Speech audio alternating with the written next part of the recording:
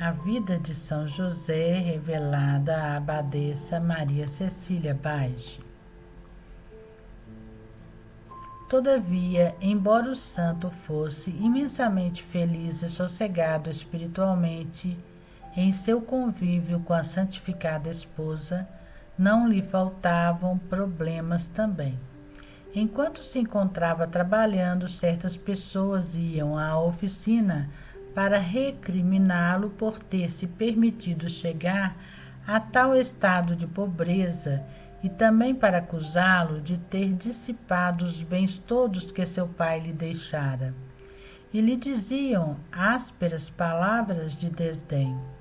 Ele não lhe dava qualquer resposta e sofria as injúrias todas com grande paciência e serenidade, embora pudesse notar que elas o tinham por pessoa pouco ajuizada. Elas clamavam também que o seu mutismo era uma prova muito clara, era uma prova muito clara de estar ciente de todo o mal praticado. Ele permanecia ainda silente e oferecia todos os seus sacrifícios ao Senhor, por cujo amor se encontrava em tal estado e tolerava todos aqueles desaforos. Encontrando Maria, ele a tornava ciente dos fatos ocorridos e ela tentava confortá-lo, dizendo que ele deveria alegrar-se, pois esta era a vontade de Deus. Ele então lhe contou sobre a morte de seus genitores e sobre os fatos que a sucederam e de como havia atingido tal estado de pobreza. Maria se alegrava de conhecer todos aqueles sacrifícios de seu marido e procurava consolá-lo tanto quanto podia. Em muitas ocasiões nas quais ele estava totalmente desprovido de dinheiro, sentia grande pena de Maria por não ter condições de prover o seu sustento. Ela, porém, o entusiasmava nestas ocasiões de desânimo e o animava no sentido de que seria melhor alegrar-se do que afligir-se.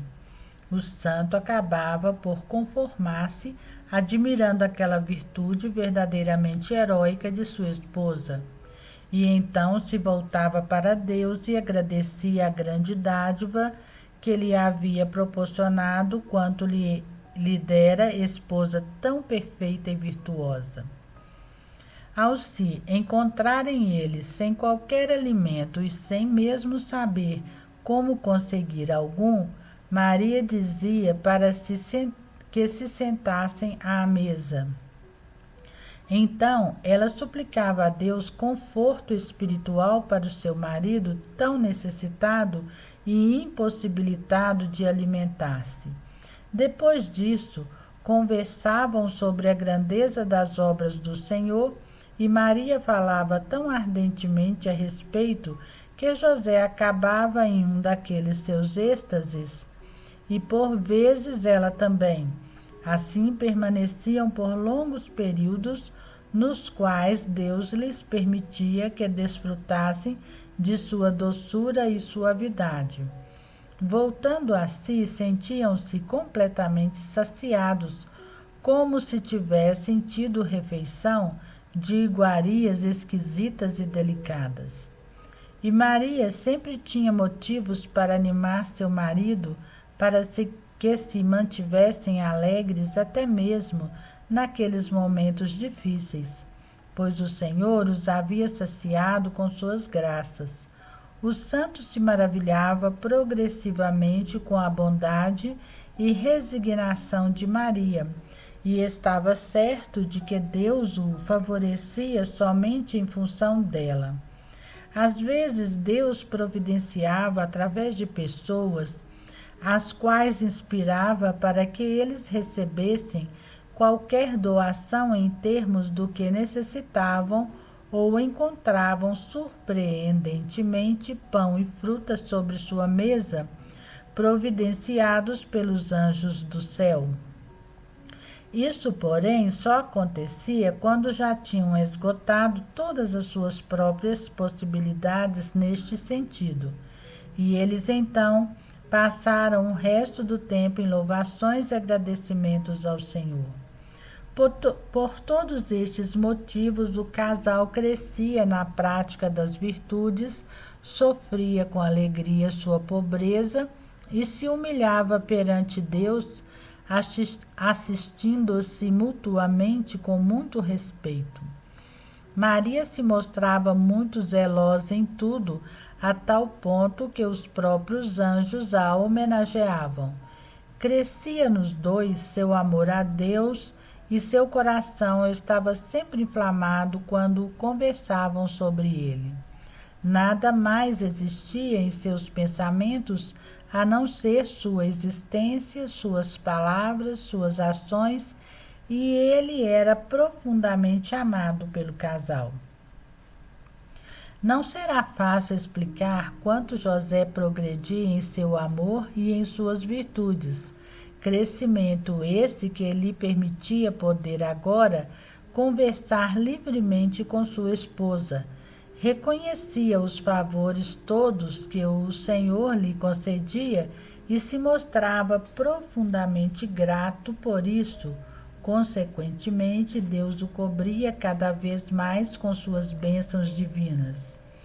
Embora extremamente pobres, não deixavam de dar esmolas. Quando recebiam qualquer quantia proveniente dos trabalhos que executavam, reservavam certa parte para ser distribuídas aos mais necessitados, tirando disso grande alegria. Maria não desejava receber pessoalmente estes frutos de seus afazeres, deixando que José o fizesse e que dispusesse também o dinheiro segundo o seu julgamento. Apenas solicitava dele que não esquecesse das esmolas aos pobres.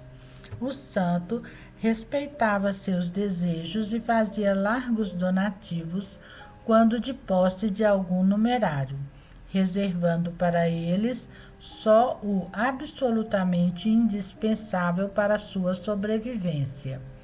As esmolas eram feitas para agradar a Deus e para que ele enviasse logo o prometido Messias.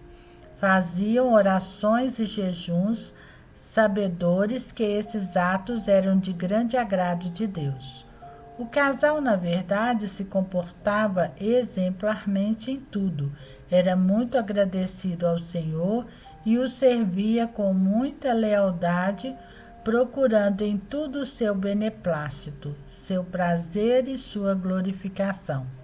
O Senhor lhes proporcionava inequívocos sinais de agrado em termos daquela fiel servidão.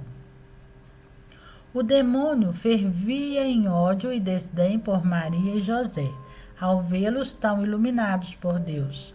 Sentia debilitado o seu poder, sem poder tolerar todas aquelas admiráveis virtudes do santificado casal. E principalmente pelo ardente amor a Deus que via em seus corações, pela sua humildade, sua pureza e sua abstinência. Desta forma, não ousava aproximar-se deles, mantido à distância por forças superiores às suas. Mas não deixava de procurar submetê-los às mais variadas formas de tentações. Uma foi a de procurar introduzir a discórdia entre eles. Assumia que, conseguindo romper os laços de amizade e respeito existentes, poderia mais facilmente conseguir seus inconfessáveis objetivos.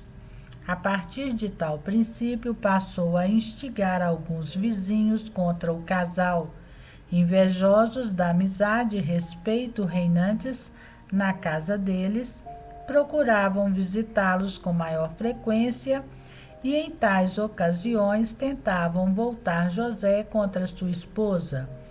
Perguntavam-lhe quais as razões de ela manter-se tão frequentemente em retiros, trabalhando tão pouco, e também porque não mais cuidava dele tão bem, portando-se de forma pouco dedicada.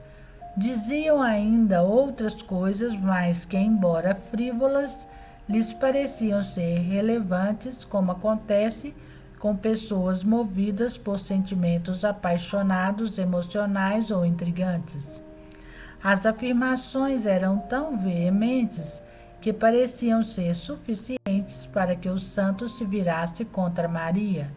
Todavia, não atingiram seus baixos objetivos, pois José, derrotando mais uma vez seu inimigo do inferno, lhes respondia amar muito sua santa esposa, e elas então, desapontadas, não mais lhe falavam a este respeito.